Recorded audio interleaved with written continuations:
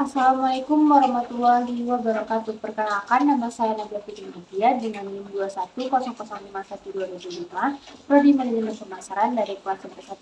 Pada kesempatan kali ini, saya akan menjelaskan materi mengenai pengembangan sumber daya manusia.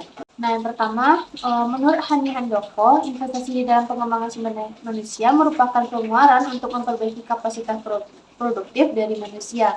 Kemudian menurut Surya Dharma, pengembangan SDM itu berbasis kompetensi sangat membantu keberhasilan organisasi dan individu. Dan juga pemberdayaan dan komitmen merupakan suatu upaya untuk mencapai kesuksesan organisasi dalam persaingan global.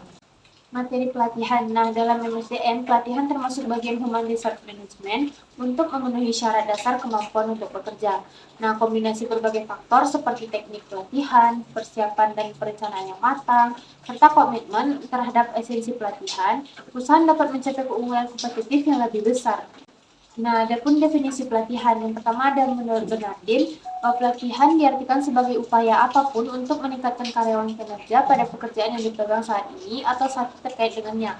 Kemudian menurut Gomez Meija, proses membekali karyawan dengan keterampilan khusus atau membantu mereka memperbaiki kekurangan dalam diri mereka.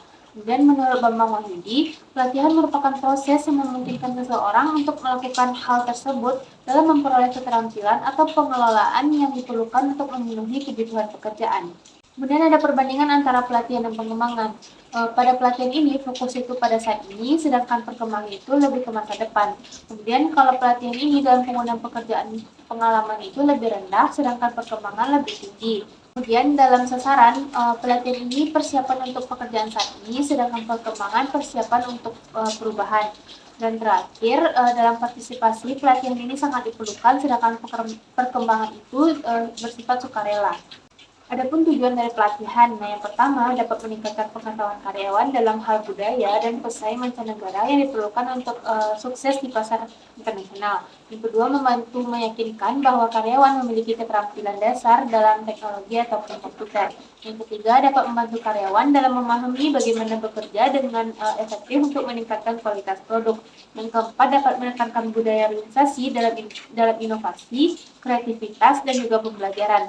Yang kelima, dapat memastikan ketentraman bekerja karena kontribusi karyawan kepada organisasi telah berubah. Dan yang terakhir, dapat mempersiapkan karyawan dapat bekerja lebih efektif sesama karyawannya.